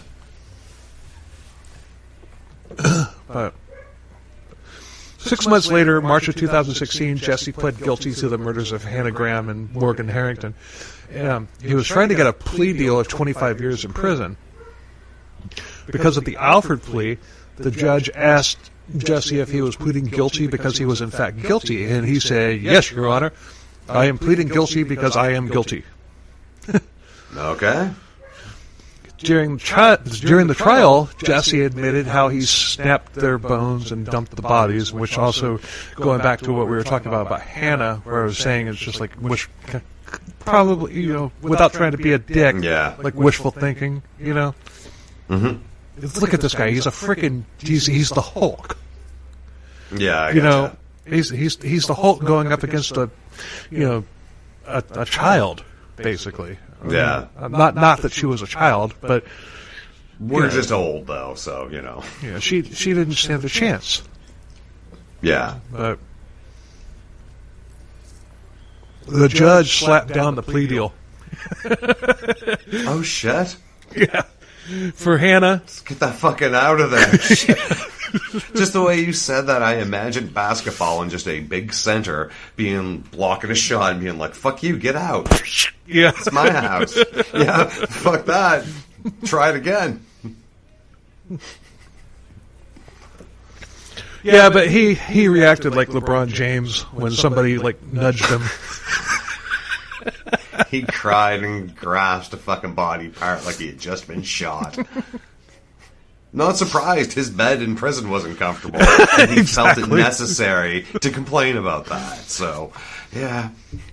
But for Hannah, it was guilty of first-degree murder, guilty of abduction with the intent to defile. And it was the same charges for Morgan. And he got 2 life sentences with no parole. Consecutive. Good. In total, he got 7 life sentences. I was going to say, what is the total? 7. That's perfect. 7, yeah. I'll put a link in the notes because there's a site with the courtroom procedures. Mm-hmm. That, I mean, we could do an entire episode just on the trial. Yeah. Lots of fireworks and everything, but it's just this episode's long enough as it is. So, we'll put it there if you want to read it. Feel free. Yeah, it's interesting. Yeah, that happens a lot with, when we do shit like this, that we're more for, our podcasts are more for this is the criminal, this is the crimes, this is the victims, and less about here's the trial procedures of how they actually put them away. That's a whole different subgenre. It is. I mean, I'm not really into crime drama unless fireworks happen. Yeah, exactly.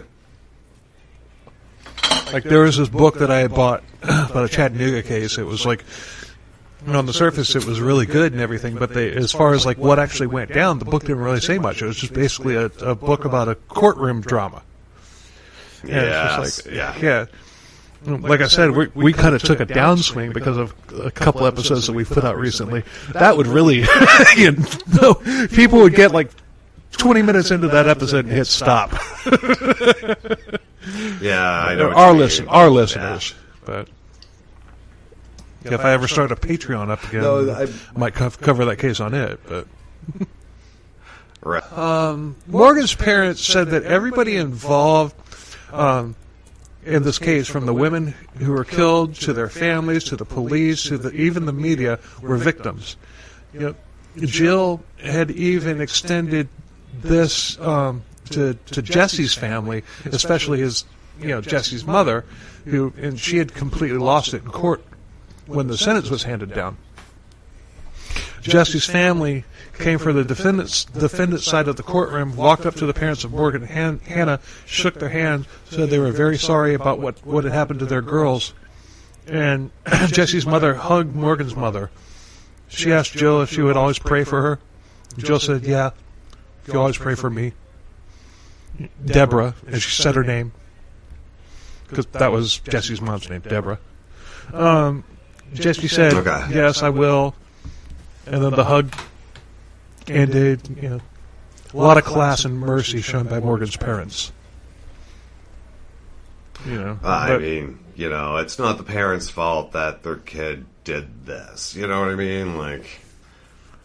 Yeah. Yeah, but she was It's also an ugly situation overall. Yeah. But we cover cases where, like the victim's family, wants nothing to do with the family of the perpetrator. This was not that. And yeah. But Jesse Matthew will never hurt or kill anybody again. Like I said, there's still many missing women throughout Virginia and in college towns, in and near college towns who haven't been found. Lots of them went missing in October and November. I think once they're found, there's a good chance that DNA will prove that Jesse was responsible for some of them. To be a serial killer, you need 3 victims. Jesse's only been convicted of 2. But do I believe that he is a serial killer? You bet your ass I do. Especially with the other assaults, against the exchange student, because, And like you said, that would have ended in murder if it wouldn't have been for the dude driving up. Mm-hmm. But when asked about the possibility of other murders by Jesse, his attorney, Doug Ramser, told reporters that it's ridiculous to think that he could have been involved in other murders. What? My client who was just found guilty of murder? I'm sure he didn't do any other murders. Yeah, none. Nah. Straight face. I couldn't be an attorney. It's just... I would considered it for a while. I would hate to be the guy that sent an innocent person to prison or to death row or whatever. But I would also hate to be a defense attorney that has to get pieces of shit like that off, knowing full well that they're fucking lying. I've thought about that because I went to university and shit and briefly considered going to try to be a lawyer, and it was just like I knew I would have been the type that you're talking about, the worst defense attorney. That would have been me, because I would have been like, this is just a stupid fucking game and it's about winning, and that's all it is. There's no right. It's like the law is just that's it. And then I would have been basically Saul Goodman. And that would have been very bad. Yeah. CBS 6 News in Richmond reporter Laura French. She thinks that he's a serial killer as well. And in 2020, she contacted Jesse in prison and interviewed him by phone. Jesse said that he was always a religious man, but he had gotten away from God for a while, but now he was a lot closer with him. French told him that people think he's a monster. And he's like, I can understand why they would say that, but I'm not. Yeah, and of course he didn't accept responsibility for what he had done. No. She asked him about why he struck in the fall. He said he didn't know how to talk about that, which French believes was him confirming that this was a pattern with him. Yeah, it shows a pattern. He doesn't know how to talk about it, because if he does talk about it, it's going to shine more of a light onto some of these missing women that are reported in the college towns in the vicinity. That's an extremely odd response to that. Yeah. I don't know how to talk about that. It's a very strange thing to say. Yeah. I mean, that's almost, what do you say to that girl in the bar? It's just like, women that take care of their feet, they take care of everything else too. What the fuck does that even mean? That's going to be stuck with me for life. So thank you for that. Sorry, not sorry. No, that's what we do. Exactly. Hannah's parents chose to stay out of the spotlight. There's nothing wrong with that. Oh, God, no. But remember I said that Morgan wanted to be a teacher? The Harringtons took some of Morgan's ashes to Zambia. Launched a new wing on a school that was there in Morgan's name. Her ashes were mixed in with the mortar that used to hold the bricks together, so she's there in spirit as long as that school is open. That's pretty cool. Yeah. The Harringtons also started a nonprofit called Help Save the Next Girl. Its mission is to help educate college girls about predatory danger on college campuses. Mm-hmm. May 19th, Jesse. In May 19th, Jesse was moved from the Red Onion Prison. I just think that's like the weirdest name for a prison, but the Red Onion Prison. Why? I don't know. The Red Onion. Stumped the band with that one. Shit. Yeah. I don't know. Well, onions make you cry. I mean, apparently the beds aren't great there. The fucking clothes are terrible. Jesus. I hope it's like right next to a frickin' onion field. You know? Duh. Heats because up in the day. smell. Oh, you can smell. Yeah. Because our episode on Sandy Razzo, her Mm-hmm. you know, the guy that killed her, he was put in South Bay, you know, at a prison in South Bay, Florida, which place that I drive through, you know, next to like on a regular basis, and it's right next to sugarcane, you know, sugarcane fields because it's down there in the Everglades, and but once a year they have to burn off. They have to burn off, you know, the excess stumps and everything, and it just smells horrible.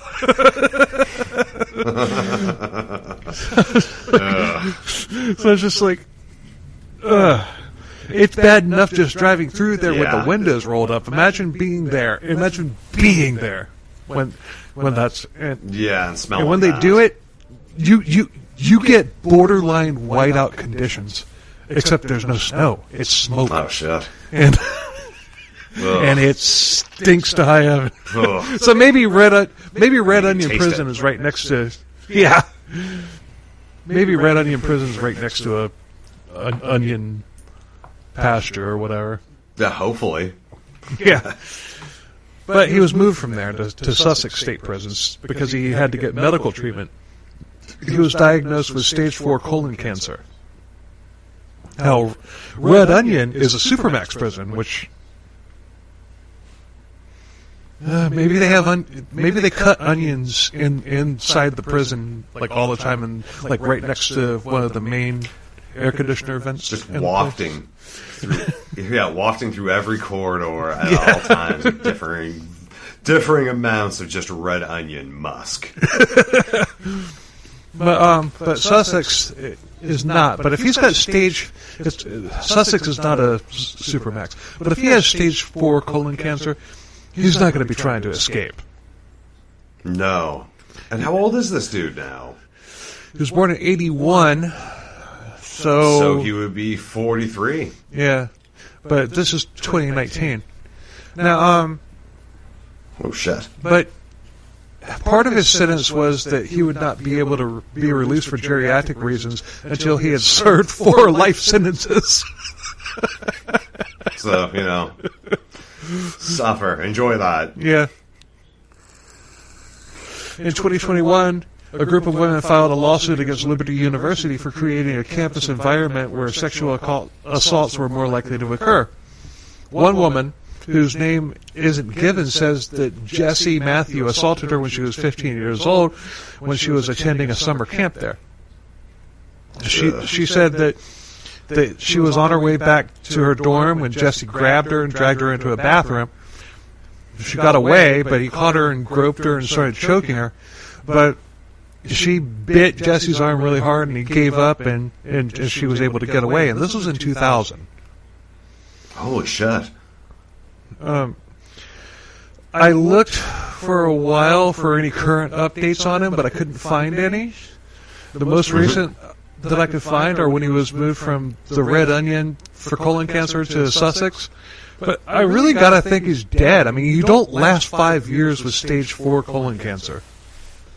I mean, that's why I was asking how old he was, because I remembered at the very start, like, I mean, he's right around my age, so it kind of stuck out.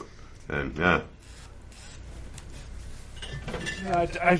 Shit. I couldn't find anything. I even looked on, findagrave.com.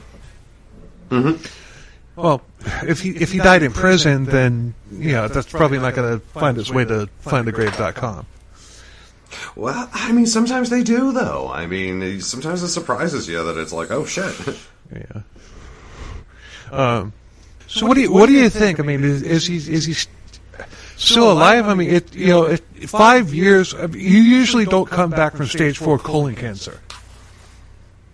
That's true. And that was the article that said stage 4 was 2019. So yeah, no, seriously. Right. I mean, he's young, so you have more resilience the younger you are. But stage 4 colon cancer is stage 4 colon cancer. Well, if he's still alive, that means he's had it the whole time and has probably been suffering. He's suffering so I'm okay with immensely. that. Yeah, I am too. Yeah. Because fuck this guy. Yeah. Did you find anything? The last I saw, there's an article talking about from 2024, and it does mention... Wait, that's not even the right... No, wrong guy. Oh. One from 2022 that says, mentioning he's still alive, but that's the best I can find. And that's just kind of in passing. He's probably dead. And if he's not dead, he's wishing he was dead. Which is good enough for me. Yeah. I mean, it's just... This is... I don't know. This case, I enjoyed covering it just, for the stupidity factor on him. Mm-hmm. Obviously, it's not, what happened to his victims and all that. But I would like, it's just, those people in the law enforcement in Virginia, they need to keep looking for those missing women and run that DNA. I mean, it looks very sketchy where the timing of, when he liked to attack and they went missing and he's in the area for all of that. That's worth, do what you can, I guess. Yeah. To check that out, yeah. Because, I mean, the families of these women, they need closure. And closure doesn't make it better, but closure at least makes it, it's closure. That's all it is. It doesn't make anything better, but you know what happened. It's got to be... I mean, I've never gone through it, but it's got to be better than not knowing. Right. Missing's got to be the worst. Mm-hmm. Yeah. Especially knowing that there was a frickin', serial killer or serial rapist running around during that time. Not going to put your mind at ease as you don't know where your loved one is, right? Yeah, right. No. So, I mean, this guy was... Yeah, he was pretty good at covering his tracks until he just walked in and said, "Hey, look at me!" Hey, word up!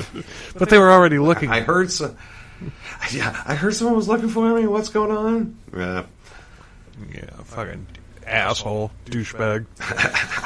Yeah, well, I'm glad. Like I say, he's either dead or dying. That suits me well. Yeah. Yeah. And you know what? Give him all the treatment. Give him all the treatment because stage 4 colon cancer is one of the slowest and worst. Well, it's not really the slowest, but it's one of the most painful ways to go as far as cancer is concerned. Yeah. So, every now and then you find a case that's just it fires on all levels. And this is one of them. Yeah, no, this was a good one. I never heard about this guy. When you told me we're going to be doing this dude, I was like, fucking who the hell? Never even heard of him. And the back to school killer is a really appropriate name for him.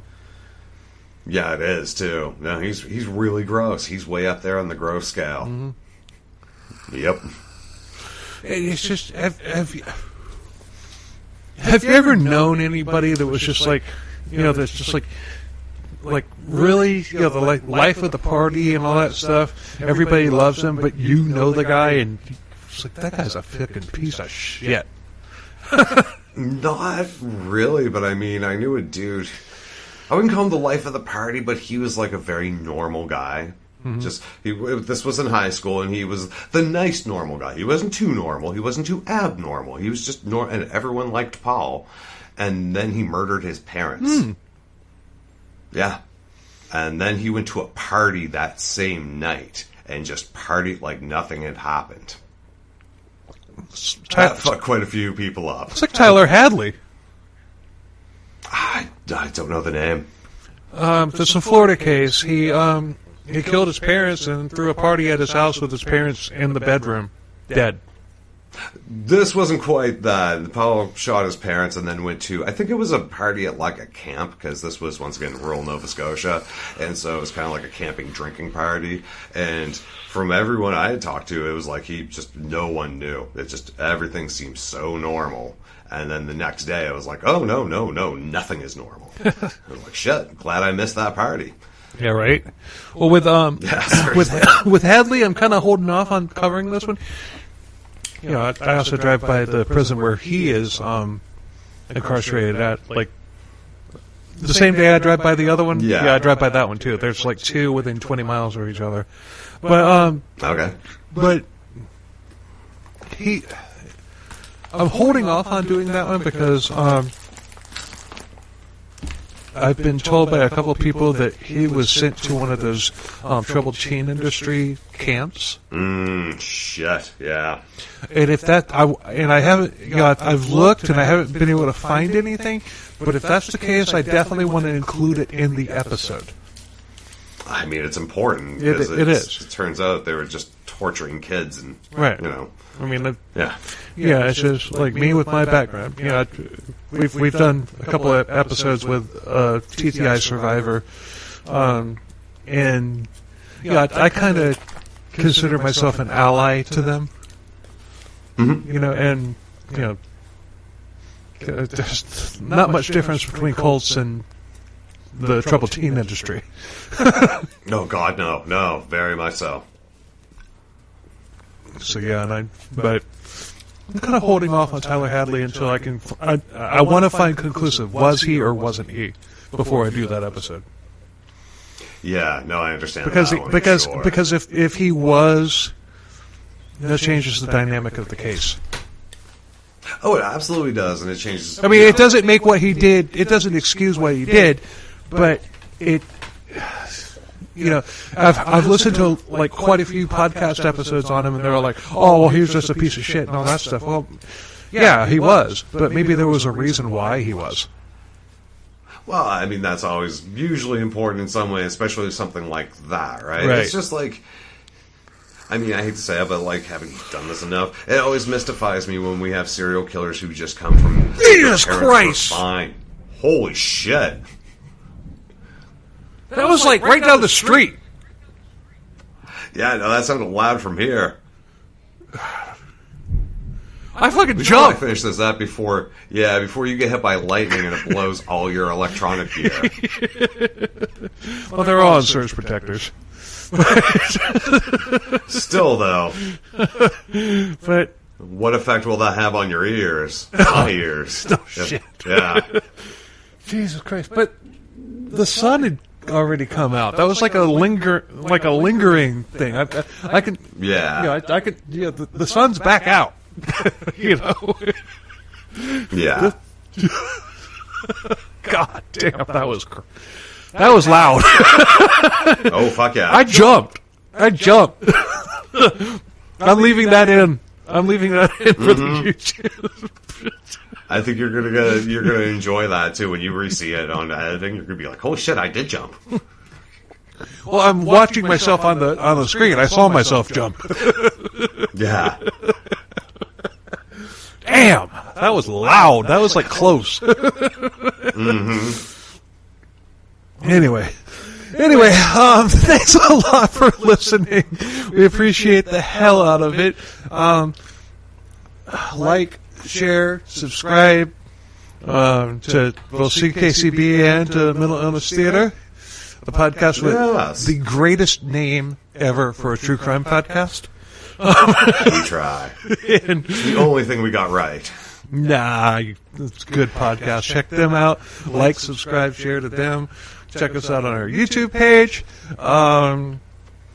comment us up on Apple and on YouTube, all that good stuff. If you like us, tell a friend. If you hate us, tell an enemy. And until next week, later.